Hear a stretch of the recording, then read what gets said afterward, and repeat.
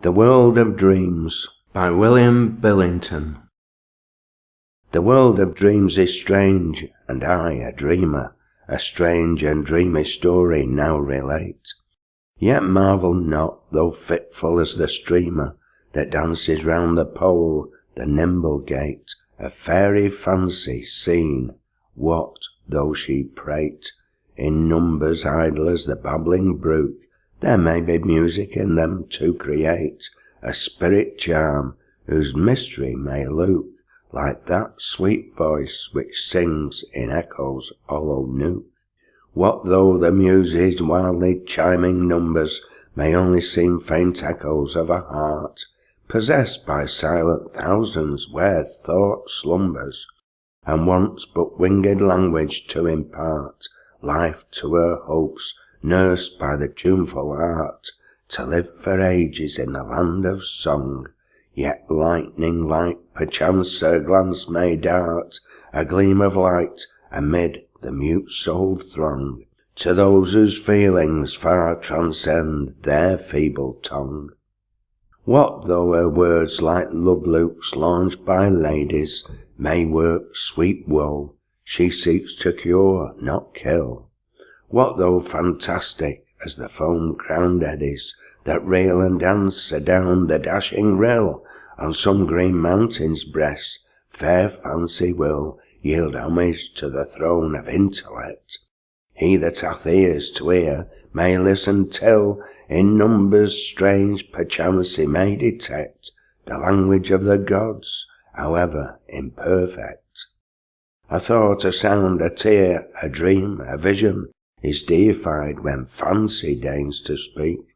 A wandering thought, bound on a heavenly mission, knocked at the windows of my soul at break of reason's day, before one gloomy streak of worldly wisdom tinged with sombre hue life's cloudless welkin, where truth's lofty peak rose like a crystal pyramid to view amid the groves of happiness where hope and virtue grew. For hope and virtue are the fairest flowers that bloom in meadows of the infant mind, where innocence sits in love's hallowed bowers, with puerile reason whom the world deems blind, and with her alabaster cheek reclined upon his breast despises fear and guile.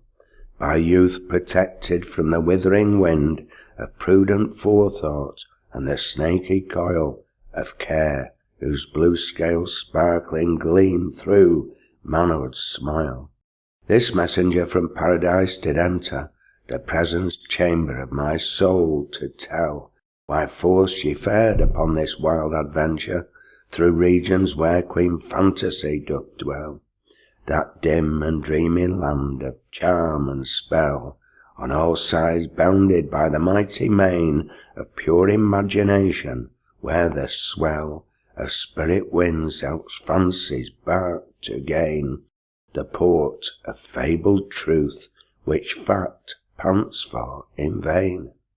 She bade me search the abyss of my spirit, exclaiming, there fit symbols do abound for all the hopes and fears that men inherit.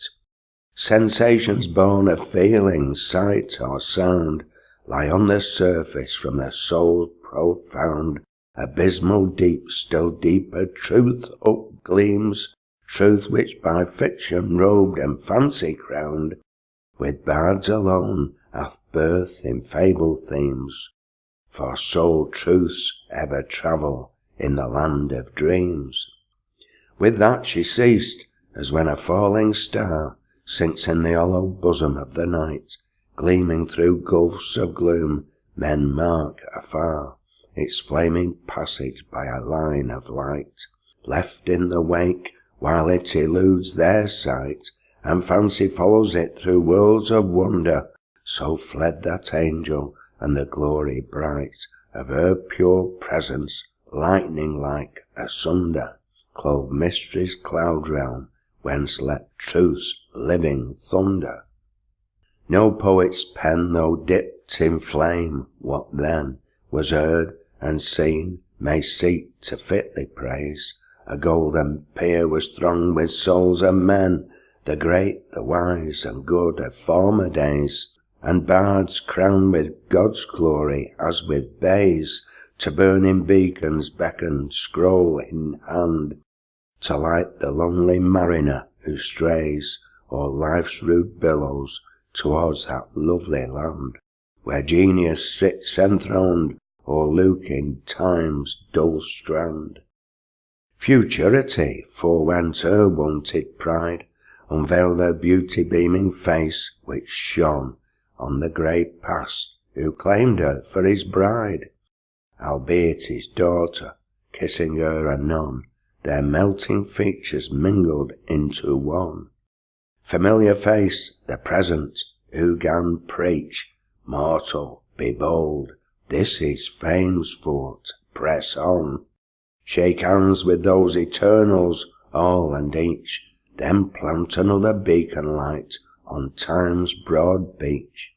Since then within the palace of my soul hath dwelt a thought which will not be expressed, but queen-like o'er my heart usurps control, and like a patient hen bird on her nest, sits hatching hopes in brilliant plumage dressed, whose blinding lustre blocks the world from sight, and she singeth, wherefore wilt thou rest, since heaven through me commandeth thee to write, and leave the sons of toil a legacy of light. I dare no longer disobey that voice which through my spirit thrilleth, as if God had uttered every accent, robbing choice of crown and kingdom. Henceforth will I plod with poesy through tracks as yet untrod, by soul dream-haunted groves of deathless bloom. A garland I may gather on the road, or twine a wreath of laurels round my tomb, whose leaves perchance shall fade not till the day of doom. I'll set aside the sophistry of sages, led on by faith to fight in freedom's van. I'll war with the philosophy of ages, when it wars with the spirit growth of man. Though bravery abridge life's brittle span, I'll woo and win and wed the maiden truth. A world of wealth with me would weigh less than the single thought that I had staked my youth to snatch her lovely limbs from time's corrosive tooth. Though none may hope to reign the rearing world, where millions worship at fell Mammon's shrine, where clouds of incense round his altar curled, and blazing pomp in bright refulgence shine, proclaiming him a deity divine, throned in the age's heart, that Judas creed I will oppose, nor yet dejected pine, though resolution's higher art should bleed, to witness giant effort bring forth dwarfish deed.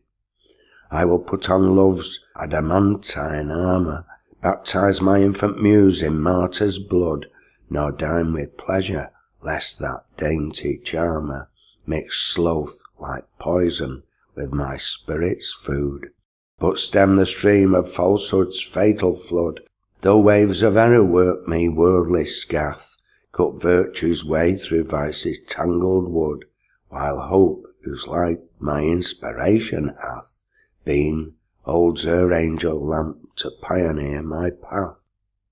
Thou, who hast never looked beyond the cold, dull realm of matter and utility, mayest rail, if rail thou wilt, yet must be told. Like flame in flint, truth dwells in mystery, and dreams are fraught with a philosophy which to the waking sense is never shown, except through symbols by sweet poesy, who in the land of dreams hath built her throne, where she, like God in heaven, reigns peerless and alone.